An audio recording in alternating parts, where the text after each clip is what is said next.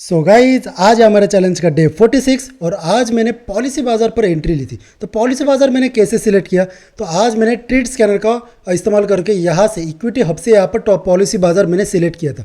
आज सुबह सुबह यहाँ पर है ना बहुत ज़्यादा मूवमेंट हो रही थी, कभी शॉर्ट मोमेंटम बन रही था, कभी लॉन्ग मोमेंटम बन रहा था। तो उस वजह से यहाँ पर स्टॉक सिलेक्शन करना बहुत ही रिस्की हो रहा था। कभी कभार यहाँ पर इंडसइंड बैंक दिखा रहा था, कभी यहाँ पर ये नीचे वाले स्टॉक्स दिखा रहे थे। तो उस चक्कर में यहाँ पर मैं स्टॉक सिलेक्ट कर नहीं पा रहा था। पर एक बार यहाँ पर है ना शॉर्ट पोजीशन बन गई और थोड़ा सा यहाँ पर सेटल जैसे हुआ ना, तब मुझे यहाँ पर पॉलिसी बाज़ार दिखने लगा। तो जैसे मैंने पॉलिसी बाज़ार पर क्लिक किया ना, तो पॉलिसी बाज़ार में यहाँ पर गई 10 बजकर आई थिंक 10 मिनट पर यहाँ पर है ना मुझे पॉलिसी बाज़ार मिल गया था। और मैंने 10 बजकर 10 मिनट पर ही, अगर आप लाइव स्ट्रीमिंग देखोगे तो यहाँ पर मैंने 10 बजकर 10 मिनट पर ही कहा था पॉलिसी बाज़ार में एक एंट्री बन सकती है, यहाँ तक हम यहाँ पर नीचे तक हम एक एंट्री ले सकते हैं। तो मैंने यहाँ पर एंट्री लेना भी चाहा, पर प्रॉब्लम क्या हुआ, धन पर जैसे मैं एंट्री ले रहा था तो धन का एक सिक्योरिटी फीचर था, उसमें पॉपअप आया कि यहाँ पर पॉलिसी बाज़ार हाई वोलेटाइल स्टॉक है, तो इस पर एंट्री लेने से पहले थोड़ा सा सोच समझ कर यहाँ पर एंट्री लीजिए। तो इस वजह से मैंने यहाँ पर एंट्री लेना थोड़ा सा अवॉइड किया, क्योंकि यहाँ पर एक थोड़ा सा वोलेटिलिटी दिख रहा था। तो इस वजह से मैंने इसमें ना स्टॉक्स में एंट्री लेना थोड़ा सा अवॉइड किया। उसके बाद ये गिरा ज़रूर, फिर वहाँ पर है ना वापस से जैसे यहाँ पर गिरा, एक लॉजिकल लेवल टूटा, जो कल का प्रीवियस डे लो था, जो जैसे टूटा ना, तो वैसे मैंने यहाँ पर एक एंट्री सजेस्ट की। देखो यहाँ पर राइट, इसको थोड़ा ऊपर खींच देता हूँ। ओके, तो यहाँ पर जैसे लॉजिकल लेवल टूटा था, उसके बाद छोटा पुल बैक आकर वापस से नीचे गिरने लगा, तभी मैंने यहाँ पर एक एंट्री सजेस्ट की और मैंने यहाँ पर एक एंट्री ले ली।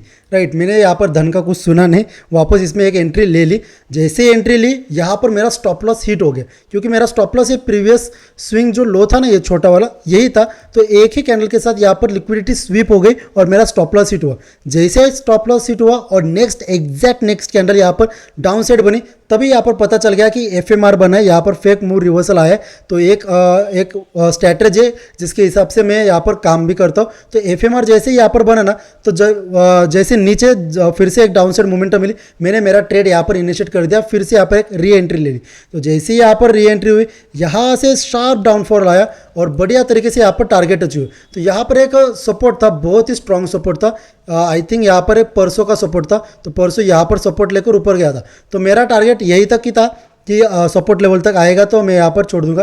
तो सपोर्ट लेवल तक आया ज़रूर, पर इसमें कुछ ज़्यादा बने नहीं, सिर्फ 200-250 रुपये यहाँ पर बन गए, क्योंकि मैंने इक्विटी में यहाँ पर ट्रेड लिया था, पॉलिसी बाज़ार के ऑप्शंस पे मैंने ट्रेड नहीं लिया था। उस वजह से इसमें मुझे ज़्यादा सा प्रॉफिट हुआ नहीं। पर हमारे जो लाइव स्ट्रीमिंग के वक्त यहाँ पर बहुत सारे बंदे थे, तो उन्होंने यहाँ पर बहुत बढ़िया यहाँ पर प्रॉफिट बुक किया। प्रताप जी ने यहाँ पर आई थिंक 1.5 के यहाँ पर बुक कर दिया, और श्री जी ने भी यहाँ पर बहुत ही बढ़िया यहाँ पर प्रॉफिट बुक किया। तो यहाँ पर एक बढ़िया सा मतलब हमें एक स्टॉक मिल गया ट्रेड स्कैनर की मदद से।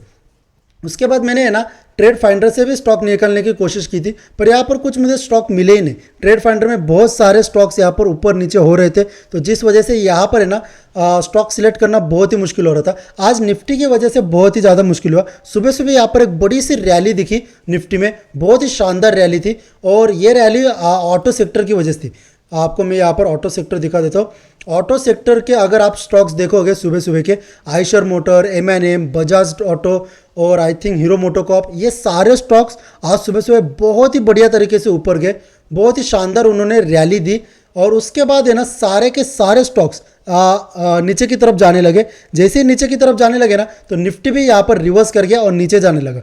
मैं आपको यहाँ पर दिखा देता हूँ ऑटो सेक्टर के। अगर आप आयशर मोटर देखोगे, देखिए आयशर मोटर ने बहुत ही बढ़िया यहाँ पर रैली दी, सुबह सुबह शार्प ऊपर गया, और वहाँ से रिजेक्शन लेकर एक रिजेक्शन लेवल था, ये हमारे जो इंडिकेटर है उसने बताया था कि ये रिजेक्शन यहाँ पर रेजिस्टेंस लेवल है। देखो यहाँ पर ये रेजिस्टेंस लेवल 26 मई से लेकर आ रहा था, और ये जो रेजिस्टेंस है इसने कभी इसको फिर से एक बार टेस्ट किया नहीं था।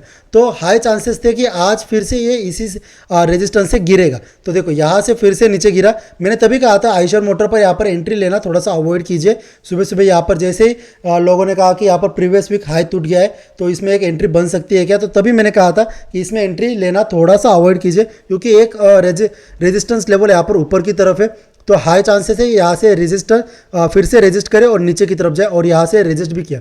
और अगर मैं बात करूँ बाकी के स्टॉक्स की, देखो यहाँ पर मारुति ने भी बहुत ही बढ़िया शार्प रैली दी ऊपर की तरफ सुबह सुबह, और उसके बाद पूरी तरीके से डाउनफॉल होकर यहाँ पर साइडवेज हो गए। तो सारे स्टॉक्स आज है ना निफ्टी में है ना सुबह की तरह जैसे एक रैली दे दी और उसके बाद गिरना चालू हुआ, तो उस वजह से यहाँ पर है ना स्टॉक्स में सिलेक्शन करना थोड़ा सा मुश्किल हो गया था। उस वजह से है ना पॉलिसी बाज़ार में मैंने सुबह सुबह यहाँ पर एक एंट्री नहीं ली, थोड़ा सा वॉलेटिलिटी थी, तो वो मुझे लगा कि शायद से अगर ये रिवर्स कर गया तो फिर हाई चांसेस है कि हमारे यहाँ पर स्टॉप लॉस हिट हो जाए। तो इस वजह से मैंने यहाँ पर सुबह सुबह एंट्री नहीं ली। 10:10 पर मैंने सजेस्ट ज़रूर किया था कि यहाँ पर एक गिरेगा ज़रूर, पर मैंने एंट्री नहीं ली। मैंने एंट्री यहाँ पर बाद में ली, यहाँ पर एक छोटा सा मूवमेंट कैप्चर किया 0.91%, पर इसमें कुछ ज़्यादा मिला नहीं। तो गाइस यही है, आज डे 46 पर भी बहुत ही बढ़िया यहाँ पर स्टॉक सिलेक्शन हुआ, हमने बहुत बढ़िया तरीके से स्टॉक भी सिलेक्ट किया। बस यही हुआ कि यहाँ पर एंट्री थोड़ा सा लेट बनी, अगर 10:10 पर एंट्री लेता तो अच्छा प्रॉफिट होता, पर यहाँ पर मैंने धन में जो डिस्क्लेमर आया था तो उस वजह से मैंने यहाँ पर एंट्री लिया नहीं। तो मिलेंगे अभी कल डे 47 में और देखेंगे कि क्या हम इसी तरीके से स्टॉक सिलेक्ट कर पाते या नहीं। तब तक के लिए गुड बाय।